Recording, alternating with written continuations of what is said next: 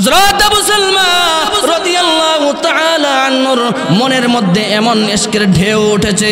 আবু সালমা রাদিয়াল্লাহু তাআলা আনহু খুশি আনন্দে আত্মহারা হইয়া যখন বাড়ির দিকে রওনা করলেন, রওনা করার পর তার মার কাছে আগে কবর চলে গেছে। আবু সালমা রাদিয়াল্লাহু তাআলা আনহু ইসলাম ধর্ম গ্রহণ করেছে, নবীজি সাল্লাল্লাহু আলাইহি ওয়াসাল্লামের হাতে হাত রেখেছে। এমন কি ওই মক্কার গলিতে গলিতে কালিমার দাওয়াতের কাজ করছে। এই কবরটা আবু সালমা রাদিয়াল্লাহু তাআলা আনহুর মার কানের মধ্যে আগে চলে যায়। আবু সালমা রাদিয়াল্লাহু তাআলা আনহু চিন্তা করতেছে, আমার মা যদি জানে অবশ্যই খুশি হয়ে যাবে, আমার বাবা যদি জানে অবশ্যই খুশি হয়ে যাবে। কিন্তু আবু সালমা রাদিয়াল্লাহু তাআলা আনহু ওই মক্কার গলি দিয়ে যখন তার বাড়ির দিকে যখন রওনা করলেন, তার মা বাড়ির সামনে দাঁড়াইয়া রয়েছে, আর ওই দিকে আবু সালমা রাদিয়াল্লাহু তাআলা আনহু অন্য চিন্তা ভাবনা করতেছে, আমি যেহেতু ইসলাম ধর্ম গ্রহণ করেছে, নবী সাল্লাল্লাহু আলাইহি ওয়াসাল্লামের হাতে হাত রেখেছে, আমি ওই কালিমার দাওয়াত দিচ্ছি, আমার মা আমার বাবা অনেক খুশি হয়ে যাবে। এই চিন্তা ভাবনা করে বাড়ির দিকে রওনা করলেন। তারপর আবু সালমা রাদিয়াল্লাহু তাআলা আনহু চিন্তা করে আর বাড়ির দিকে লম্বা লম্বা কাক দিয়ে বাড়ির দিকে চলে যায়। এমন তো অবস্থায় আবু সালমা রাদিয়াল্লাহু তাআলা আনহুর মা বলে, আবু সালমা, আমি শুনেছি তুমি ইসলাম ধর্ম গ্রহণ করেছো, ওই নবীজি সাল্লাল্লাহু আলাইহি ওয়াসাল্লামের হাতে হাত রেখেছো, শুধু তাই নয় ওই মক্কার গলিতে গলিতে তুমি কালিমার দাওয়াত দিচ্ছ। আবু সালমা, তোমাকে আমি নিষেধ করলাম আর এক কদম তুমি সামনে পা অগ্রসর করিও না। আফা হাসিবতুম আন্নামা খলাকনাকুম আবাসা আবাসা আফা হাসিবতুম আন্নামা খলাকনাকুম আবাসা ওয়া আন্নাকুম ইলাইনা লা তুরজাউন।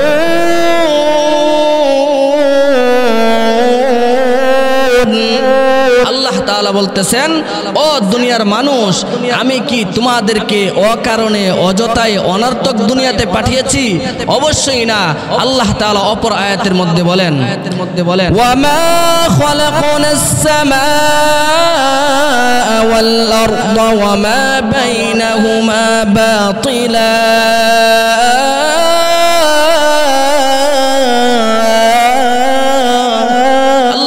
বলেন, ও দুনিয়ার মানুষ, ও ইমানদারের দল, ও মুসলমান, শুনিয়া রাখো, আমি দুনিয়া ও অনর্থক সৃষ্টি করি নাই।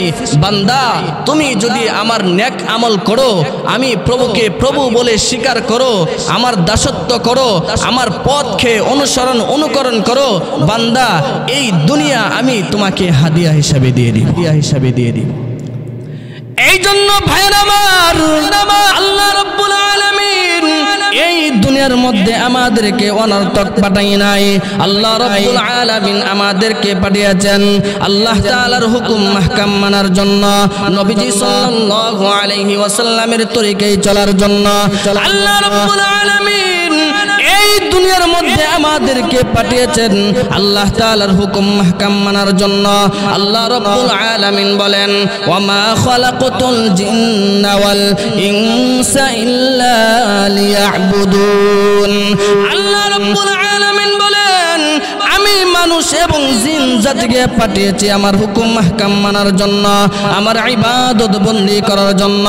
বান্দারে, আমি তোমাকে গান বাজনা শোনার জন্য পাঠাই নাই।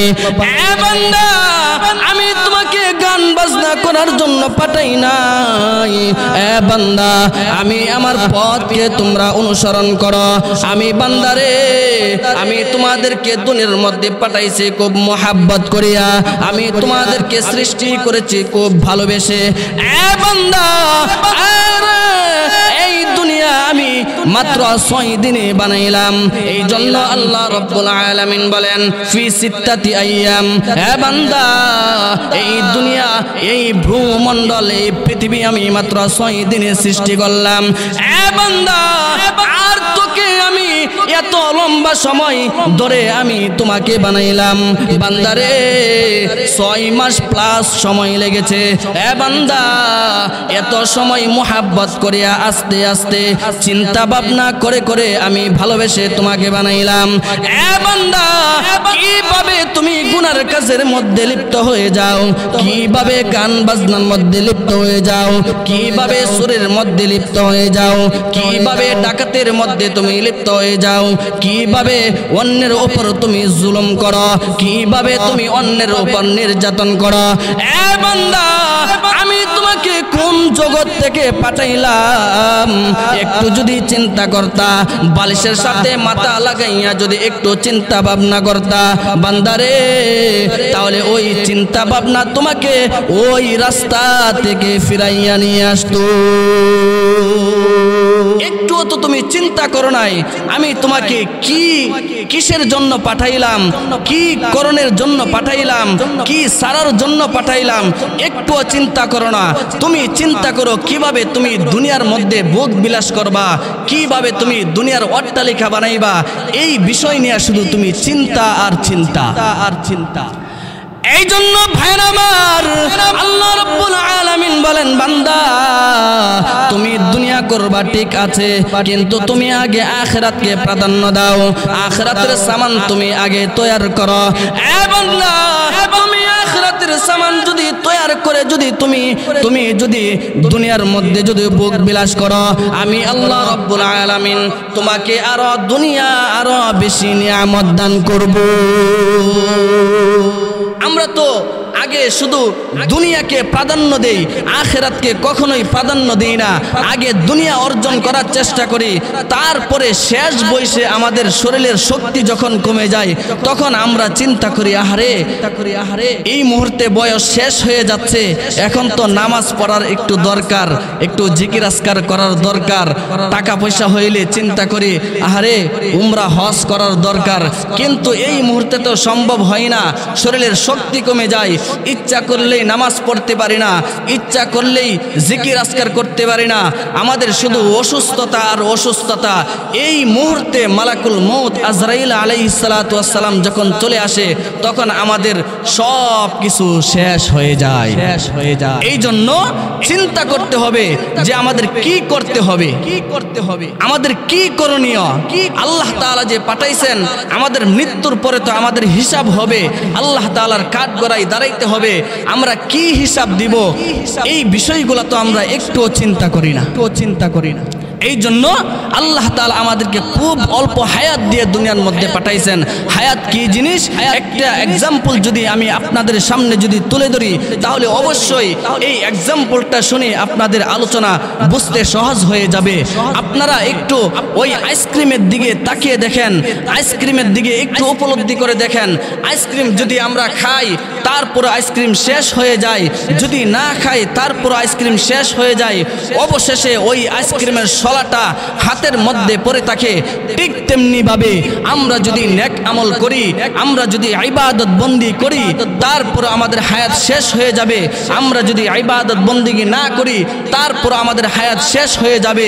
অবশেষে ওই আইসক্রিমের শলা ওই ডুঙ্গার মতন আমার আপনার দেহটা জমিনের মধ্যে পড়ে থাকবে। ঠিক না বে ঠিক?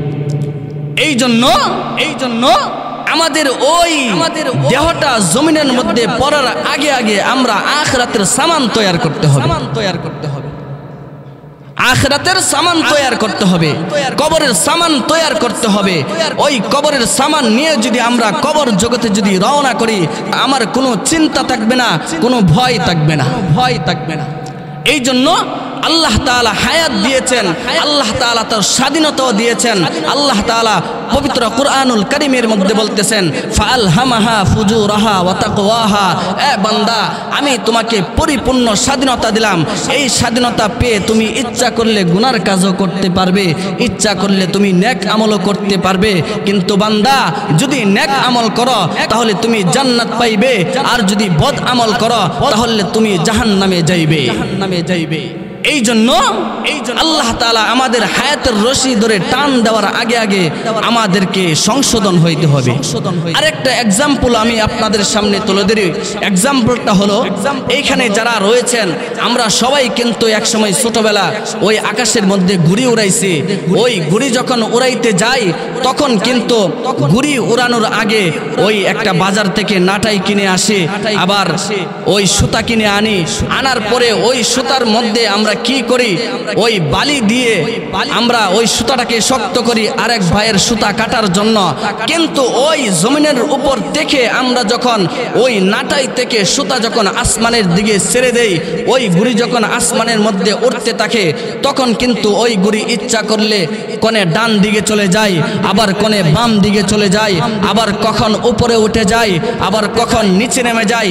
এইভাবে যখন তাল বাহানা করতে থাকে বারবার এরকম যখন করে, তখন ওই জমিনের উপর মাটির উপর মালিক দেখে কিন্তু রাগান্বিত হয়ে যায়।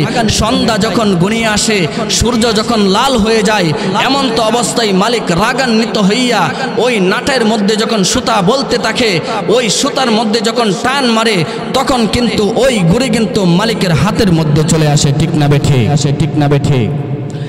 এই জন্য ভাইয়ের আমার, ওই জমিনের উপর থেকে মাটির উপর থেকে ওই মালিক যখন নাটের মধ্যে যখন সুতা বলতে থাকে, ওই নাটের সুতার মধ্যে যখন ধরে যখন টান মারে, ওই ঘুড়ি যখন মালিকের হাতের মধ্যে যখন চলে আসে, ওই ঘুড়ি ইচ্ছা করলে কিন্তু ডান দিকে যাইতে পারে না, ইচ্ছা করলে কিন্তু বাম দিকে যাইতে পারে না, ইচ্ছা করলে কিন্তু উপরেই উঠতে পারে না, ইচ্ছা করলে কিন্তু নিচে নামতে পারে না। মুসলমান, আল্লাহ রাব্বুল আলামিন যখন আমাদের হায়াতের রশি ধরে যখন টান মারবে, ইচ্ছা করলে কিন্তু আর গুনার কাজ করতে পারবো না, ইচ্ছা করলে কিন্তু আর গান বাজনা শুনতে পারবো না, ইচ্ছা করলে কিন্তু আর জুলুম নির্যাতন করতে পারবো না। মুসলমান ভাইয়ের আমার, ওই ঘুড়ি থেকে আমাদের সবক নেওয়া দরকার। ওই ঘুড়ি থেকে আমরা যদি সবক নেই, তাহলে আমরা যদি ওই ঘুড়ির দিকে চিন্তা করে যদি একটু বালিশের সাথে মাথা লাগাইয়া যদি একটু চিন্তা করি, তাহলে অবশ্যই আমার মধ্যে আপনার মধ্যে পরিবর্তন চলে আসবে। এই জন্য ভাইয়ের আমার, আল্লাহ রাব্বুল আলামিন এই দুনিয়ার মধ্যে পাঠাইছেন আমাদেরকে আল্লাহ তাআলার হুকুম মাহকাম মানার জন্য, গুনার কাজ করার জন্য পাঠাই নাই। বান্দারে, গুনার কাজ করো কিন্তু কিয়ামতের ময়দানে তোমার দাঁড়াইতে হবে। এ বান্দা, আল্লাহ রাব্বুল আলামিন বলেন কুরআনুল কারীমের মধ্যে, আল ইয়াউমা নাখতিমু আলা আফওয়াহিহিম ওয়া তুকাল্লিমুনা আইদিহিম ওয়া তাশহাদু আরজুলুহুম বিমা কানু ইয়াকসিবুন। আল্লাহ রাব্বুল আলামিন বলেন, এ বান্দা, গুনাহ করছো, তুমি হাত দিয়া গুনাহ করছো, কিয়ামতের ময়দানে তোমার হাত তোমার বিরুদ্ধে সাক্ষী দিবে। বান্দারে, তুমি চোখ দিয়া গুনাহ করছো, কিয়ামতের ময়দানে তোমার বিরুদ্ধে চোখ তোমার বিরুদ্ধে মামলা দায়ের করবে। এ বান্দা, তুমি মুখ দিয়া গুনার কাজ করেছো, তোমার মুখ তোমার বিরুদ্ধে মামলা দায়ের করবে। বান্দারে, তুমি পা দিয়া গুনাহ করছো, তোমার বিরুদ্ধে কিয়ামতের ময়দানে পা তোমার বিরুদ্ধে মামলা দায়ের করবে। এ বান্দা, দুইটা চক্ষু দিয়া তুমি গুনার কাজ করেছো, গান বাজনা দেখেছো, অশ্লীল বেহায়াপনা নাচ তুমি দেখেছো। এ বান্দা, কিয়ামতের ময়দানে তোমার দুইটি চোখ তোমার বিরুদ্ধে মামলা দায়ের করবে। এ বান্দা, তখন কিন্তু আমি আল্লাহ রাব্বুল আলামিন ফয়সালা দিব না, তোমার ওই আমলনামার কিতাব লিস্ট তোমার হাতে ধরাইয়া দিব। তুমি পড়ে তোমার সিদ্ধান্ত তুমি দিবা। এ বান্দা, তখন তুমি সিদ্ধান্ত দিবা তুমি জাহান্নামে যাইবা নাকি জান্নাতে যাইবা। বান্দারে, এখনো সময় আছে, তুমি পরিবর্তন হয়ে যাও। পরিবর্তন হয়ে যদি তুমি কবরের সামান যদি তুমি তৈরি করতে দেখতে পারো আমি আল্লাহ রাব্বুল আলামিন তোমার জন্য জান্নাত রেখে দিয়েছি। বান্দা একটু চিন্তা করো, একটু চিন্তা করো, গভীর রজনীতে একটু চিন্তা করো যে তুমি কি করবা, কি করবা, একটু চিন্তা করো, একটু চিন্তা করো। এই জন্য আমি আপনাদের সামনে সূরাতুল আসর তিলাওয়াত করেছি। পবিত্র কুরআনুল কারীমের 114টি সূরা, 114টি সূরার মধ্যে তার মধ্যে ছোট্ট একখানা সূরাতুল আসর তিলাওয়াত করেছি। এমনকি জনাবে মুহাম্মদুর রাসূলুল্লাহ সাল্লাল্লাহু আলাইহি ওয়াসাল্লামের লাখ লাখ হাদিসের ভান্ডার থেকে একখানা হাদিসে কারিমা তিলাওয়াত করেছি। এই আয়াত এবং ওই হাদিসকে সামনে রেখে অল্প সময় কথা বলবো, সময় খুবই স্বল্পতা। এই জন্য আপনাদের সামনে এই সূরাতুল আসর তিলাওয়াত করেছি। আসরুন শব্দের অর্থ হচ্ছে সময়, আমরা আরবিতে বলি ওয়াক্ত, আরবিতে বলি ওয়াক্ত। ইমাম শাফিঈ রাহমাতুল্লাহি আলাইহি বলেন আল্লাহ রাব্বুল আলামিন 30 পারা কুরআন নাজিল করেছেন, কিন্তু 30 পারা কুরআন নাজিল না করে যদি আল্লাহ তাআলা শুধু সূরাতুল আসর নাজিল করতেন আর এটার উপরে যদি দুনিয়ার মুসলমান, দুনিয়ার আল্লাহ তাআলার প্রিয় মাহবুব বান্দারা যদি আমল করত, তাহলে জান্নাতে যাওয়ার জন্য এই সূরাতুল আসরই যথেষ্ট ছিল। আল্লাহ রাব্বুল আলামিন সূরাতুল আসরের মধ্যে আল্লাহ তাআলা কসম খেয়েছেন, এমনকি পবিত্র কুরআনুল কারীমের বিভিন্ন সূরার মধ্যে আল্লাহ তাআলা কসম খেয়েছেন। আল্লাহ তাআলা তো কসম খাওয়ার কোনো প্রয়োজন ছিল না। আল্লাহ তো আল্লাহই, রহমান তো রহিম, রহমান তো রহমানেই। আল্লাহ তাআলার কি দরকার ছিল কসম খাওয়ার? কিন্তু বান্দার ওই খাসলতের দিকে তাকিয়ে আল্লাহ তাআলা কসম খেয়েছেন। আল্লাহ রাব্বুল আলামিন কুরআনুল কারীমের বিভিন্ন জায়গায় কসম খেয়েছেন। খুলেন কুরআনুল কারীম, আল্লাহ তাআলা বলেন ওয়াল আসর, আল্লাহ তাআলা কসম খেয়েছেন। তারপর বিভিন্ন সূরার মধ্যে আল্লাহ রাব্বুল আলামিন কসম খেয়েছেন। সূরাতুল কিয়ামার মধ্যে কসম খেয়েছেন লা উকসিমু বিয়াউমিল কিয়ামা ওয়া লা উকসিমু বিন নাফসিল লাওয়ামা। সূরাতুল তিনের মধ্যে আল্লাহ রাব্বুল আলামিন কসম খেয়েছেন ওয়াত তিনি ওয়াজ যাইতুন ওয়া তুরি সিনিনা ওয়া হাদাল বালাদিল আমিন। শুধু তাই নয়, সূরাতুল শামসের মধ্যে আল্লাহ রাব্বুল আলামিন কসম খেয়েছেন ওয়াশ শামসি ওয়া দুহাহা ওয়াল কমারি ইযা তালাহা। এই জন্য ভাইরা আমার, এই জন্য আল্লাহ রাব্বুল আলামিন সূরাতুল আসরের মধ্যে কসম খেয়েছেন ওয়াল আসর, আল্লাহ রাব্বুল আলামিন আসরের কসম খেয়েছেন। তারপরে আল্লাহ রাব্বুল আলামিন বলেন ইন্নাল ইনসানা লাফি খুসর। আল্লাহ তাআলা বলতেছেন এই দুনিয়ার সমস্ত মানুষ ধ্বংসের মধ্যে রয়েছে, পথভ্রষ্টের মধ্যে রয়েছে। তারপরে আল্লাহ তাআলা এই সূরাতুল আসরের মধ্যে 4টা কর্মসূচির কথা বলেছেন। এই 4টা কর্মসূচি দুনিয়ার নারী এবং পুরুষ সকলেই যদি আমল করে, ইমাম শাফিঈ রাহমাতুল্লাহি আলাইহি বলেন জান্নাতে যাওয়ার জন্য এই 4টা কর্মসূচি যথেষ্ট। এই জন্য ভাইরা আমার, আল্লাহ রাব্বুল আলামিন বলেন ইল্লাল্লাযীনা আমানু, এ বান্দা ঈমান আন। আল্লাহ রাব্বুল আলামিন এই দুনিয়ার প্রত্যেকটা মানুষের বিষয়ে জানে কে কতটুকু ঈমান এনেছে, কার কতটুকু ঈমান আছে। এই জন্য আল্লাহ রাব্বুল আলামিন জানে বিদায় কুরআনুল কারীমের বিভিন্ন জায়গায় আল্লাহ রাব্বুল আলামিন বলেন ইল্লাল্লাযীনা আমানু, এ বান্দা ঈমান আন, আমি আল্লাহ রাব্বুল আলামিনের উপর ঈমান আন, কুরআনের উপর ঈমান আন। আমি এই যে নবী রাসূলগণ সৃষ্টি করেছে, নবী রাসূলগণ দুনিয়াতে পাঠিয়েছে, নবী রাসূলগণদের উপর ঈমান আন।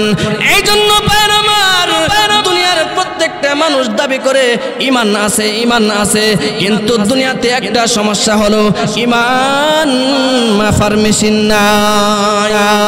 যারা সুদ খায় তারাও দাবি করে ঈমান আছে, যারা ঘুষ খায় তারাও দাবি করে ঈমান আছে, যারা চুরি করে তারাও দাবি করে ঈমান আছে, যারা জিনা ব্যভিচার করে তারাও দাবি করে ঈমান আছে। সবাই দাবি করে ঈমান আছে, কিন্তু দুনিয়াতে একটা সমস্যা হলো ঈমান মাফার কি নাই, ইমান মাপার মেশিন নাই। মেশিন না থাকার কারণে আজকে সবাই দাবি করে ইমান আছে, ইমান আছে। আর যদি মেশিন থাকতো তাহলে এই দুনিয়ার মধ্যে খুঁজলে পাওয়া যাইতো, তালাশ করলে পাওয়া যাইতো কার কতটুকু ইমান আছে, কার কত পার্সেন্ট ইমান আছে। এই জন্য যদি মেশিন থাকতো এমনও মানুষ পাওয়া যাইতো তার ইমান একদম 0% মধ্যে। এই জন্য ভাইরা আমার ইমান মজবুত ছিল সাহাবায়ে কেরাম রাদিয়াল্লাহু তাআলা আনহু আজমাইনগণের। ইমান ছিল সাহাবায়ে কেরাম রাদিয়াল্লাহু তাআলা আনহু আজমাইনগণের। একটি ঘটনা, হযরত আবু সালমা রাদিয়াল্লাহু তাআলা আনহু তার খুব মজবুত ইমান ছিল, তার অনেক ইমান ছিল। হযরত আবু সালমা রাদিয়াল্লাহু তাআলা আনহু আল্লাহর নবী বিশ্বনবী রাহমাতুল লিল আলামিনের সাথে থাকার কারণে তার মা বাবা এমন নির্যাতন করেছে, এমন জুলুম অত্যাচার করেছে। আবু সালমা রাদিয়াল্লাহু তাআলা আনহু যখন আল্লাহর নবী বিশ্বনবী রাহমাতুল লিল আলামিনের সাথে যখন দাওয়াতের কাজ করতেন, আবু সালমা রাদিয়াল্লাহু তাআলা আনহু যখন ওই কালিমার দাওয়াত দিতেন, তখন ইসলাম ধর্ম যখন গ্রহণ করলেন, আবু সালমা রাদিয়াল্লাহু তাআলা আনহু দাওয়াতের কাজ শেষ করে আবু সালমা রাদিয়াল্লাহু তাআলা আনহু বাড়ির দিকে যখন রওনা করলেন, হযরত আবু সালমা রাদিয়াল্লাহু তাআলা আনহুর মনের মধ্যে এমন ইশকের ঢেউ উঠেছে। আবু সালমা রাদিয়াল্লাহু তাআলা আনহু খুশি আনন্দে আত্মহারা হইয়া যখন বাড়ির দিকে রওনা করলেন, রওনা করার পর তার মার কাছে আগে কবর চলে গেছে। আবু সালমা রাদিয়াল্লাহু তাআলা আনহু ইসলাম ধর্ম গ্রহণ করেছে, নবীজি সাল্লাল্লাহু আলাইহি ওয়াসাল্লামের হাতে হাত রেখেছে। এমন কি ওই মক্কার গলিতে গলিতে কালিমার দাওয়াতের কাজ করছে। এই কবরটা আবু সালমা রাদিয়াল্লাহু তাআলা আনহুর মার কানের মধ্যে আগে চলে যায়। আবু সালমা রাদিয়াল্লাহু তাআলা আনহু চিন্তা করতেছে, আমার মা যদি জানে অবশ্যই খুশি হয়ে যাবে, আমার বাবা যদি জানে অবশ্যই খুশি হয়ে যাবে। কিন্তু আবু সালমা রাদিয়াল্লাহু তাআলা আনহু ওই মক্কার গলি দিয়ে যখন তার বাড়ির দিকে যখন রওনা করলেন, তার মা বাড়ির সামনে দাঁড়াইয়া রয়েছে, আর ওই দিকে আবু সালমা রাদিয়াল্লাহু তাআলা আনহু অন্য চিন্তা ভাবনা করতেছে, আমি যেহেতু ইসলাম ধর্ম গ্রহণ করেছে, নবী সাল্লাল্লাহু আলাইহি ওয়াসাল্লামের হাতে হাত রেখেছে, আমি ওই কালিমার দাওয়াত দিচ্ছি, আমার মা আমার বাবা অনেক খুশি হয়ে যাবে। এই চিন্তা ভাবনা করে বাড়ির দিকে রওনা করলেন। তারপর আবু সালমা রাদিয়াল্লাহু তাআলা আনহু চিন্তা করে আর বাড়ির দিকে লম্বা লম্বা কাক দিয়ে বাড়ির দিকে চলে যায়। এমন তো অবস্থায় আবু সালমা রাদিয়াল্লাহু তাআলা আনহুর মা বলে, আবু সালমা, আমি শুনেছি তুমি ইসলাম ধর্ম গ্রহণ করেছো, ওই নবীজি সাল্লাল্লাহু আলাইহি ওয়াসাল্লামের হাতে হাত রেখেছো, শুধু তাই নয় ওই মক্কার অলিতে গলিতে তুমি কালিমার দাওয়াত দিচ্ছ। আবু সালমা, তোমাকে আমি নিষেধ করলাম আর এক কদম তুমি সামনে পা অগ্রসর করিও না। এইখান থেকেই হযরত আবু সালমা রাদিয়াল্লাহু তাআলা আনহুর কঠিন পরীক্ষা শুরু হয়ে গিয়েছে। আর ওইখান থেকেই পরীক্ষা যখন শুরু হয়ে যায়, তখন কিন্তু হযরত আবু সালমা রাদিয়াল্লাহু তাআলা আনহুর ছোট্ট একটা মেয়ে বাচ্চা ছিল। ওই মক্কার বড় বড় লিডারগণ কি করেছে, হযরত আবু সালমা রাদিয়াল্লাহু তাআলা আনহুকে বলতেছে, আবু সালমা শোনো, তুমি বিবাহ করেছো আমাদের গোষ্ঠীর মধ্যে, কিন্তু শুনতেছি তুমি ইসলাম ধর্ম গ্রহণ করেছো, ওই মুহাম্মদের হাতে হাত রেখেছো, আবার কালিমার দাওয়াত দিতেছো। না, তা করা যাবে না। এক দিক দিয়ে হলো তুমি আমাদের জামাতা, দ্বিতীয় দিক দিয়ে হলো আমাদের বংশের ক্ষতি হচ্ছে, সমালোচনা হচ্ছে, তোমার এই কাজ করা যাবে না। তুমি অবশ্যই ওই ইসলাম ধর্ম থেকে তোমাকে লিপ নিতে হবে, তোমার চলে আসতে হবে, মুহাম্মদের হাতের মধ্যে হাত রাখতে পারবা না, তুমি ওই পথ থেকে তোমার সরে যাইতে হবে। এই কথা বলার পরে হযরত আবু সালমা রাদিয়াল্লাহু তাআলা আনহুর ওই ছোট্ট মেয়ে বাচ্চাটাকে যখন গরম পানির মধ্যে যখন নিক্ষেপ করে হযরত আবু সালমা রাদিয়াল্লাহু তাআলা আনহু বলে, ও মক্কার লিডারগণ শোনো, আল্লাহ রাব্বুল আলামিন আমারকে যদি আবার দ্বিতীয়বার কন্যা সন্তান অথবা ছেলে সন্তান যদি দান করে, এমন কি আমার মেয়ের মতন যদি আমারও একই অবস্থা হয়, তারপরে আমি ইসলাম ধর্ম থেকে আমি কখনোই দূরে সরব না। এই জন্য ভাইরা আমার, এই ছিল সাহাবায়ে কেরামের ইসলামের মজবুত ঈমান, এমন ঈমান আমাদের তৈরি করতে হবে। এই জন্য আল্লাহ রাব্বুল আলামিন বলেন ইল্লাল্লাযীনা আমানু, বান্দারে ঈমান আন ঈমান আন। আল্লাহ রাব্বুল আলামিন বারবার ডাক দিয়া বলেন এ বান্দা ঈমান আন ঈমান আন আমি আল্লাহ রাব্বুল আলামিনের উপর। তারপরে আল্লাহ রাব্বুল আলামিন বলেন ইল্লাল্লাযীনা আমানু ওয়া আমিলুস সালিহাত, এ বান্দা ঈমান আনার পরে নেক আমল কর, নেক আমল কর। আমি আল্লাহ রাব্বুল আলামিন তোকে পাঠাইলাম নেক আমল করার জন্য। ওয়া তাওয়াসাউ বিল হক, তোমাকে হক কথা বলতে হবে। এই হক কাজ করার জন্য আবু সালমা রাদিয়াল্লাহু তাআলা নূর পথে পথে বিপদের সম্মুখীন হয়েছেন, কিন্তু তারপরেও হক কথা কখনোই ছাড়ে নাই। তারপর আল্লাহ রাব্বুল আলামিন বলেন ওয়া তাওয়াসাউ বিল হক ওয়া তাওয়াসাউ বিস সবর, বান্দারে হক কথা বললে তোমার বিপদ চলে আসবে, তখন তোমার কি করণীয়, তখন তোমার কি বর্জনীয়? এ বান্দা ওয়া তাওয়াসাউ বিল হক ওয়া তাওয়াসাউ বিস সবর, বান্দারে তখন তুমি ধৈর্য ধারণ করবা। এই হলো চারটা কর্মসূচি। এই দুনিয়ার প্রত্যেকটা মানুষ যদি এই চারটা কর্মসূচি যদি আমল করতে পারে, তার জীবন চলার পথের মধ্যে যদি সেটিং করতে পারে, আল্লাহ রাব্বুল আলামিন জান্নাতে যাওয়ার জন্য এই চারটা কর্মসূচি যথেষ্ট। আর চারটা কর্মসূচি রয়েছে, আমার আলোচনার সময়ও শেষ হয়ে গিয়েছে। আল্লাহ রাসূল সাল্লাল্লাহু আলাইহি ওয়াসাল্লাম আমার তিলাওয়াতকৃত হাদিসের মধ্যে বলেন ক্বালা রাসূলুল্লাহ সাল্লাল্লাহু আলাইহি ওয়াসাল্লাম ক্বালা রাসূলুল্লাহ সাল্লাল্লাহু আলাইহি ওয়াসাল্লাম আল মারআতু ইযা সাল্লাত খামসাহা ওয়া সামাত শাহরাহা ওয়া আহসানাত ফারজাহা ওয়া আতাআত জাওজাহা ফালতাদখুল মিন আইয়ি আবওয়াবিল জান্নাতি শাআত।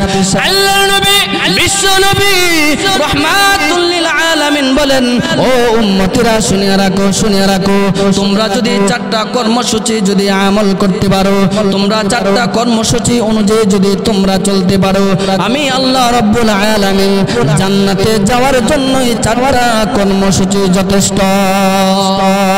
আমার সময় শেষ, আমি 2-3 মিনিটের মধ্যে আমার আলোচনা ইতি টানবো। ওমা তৌফিক ইল্লা বিল্লাহ।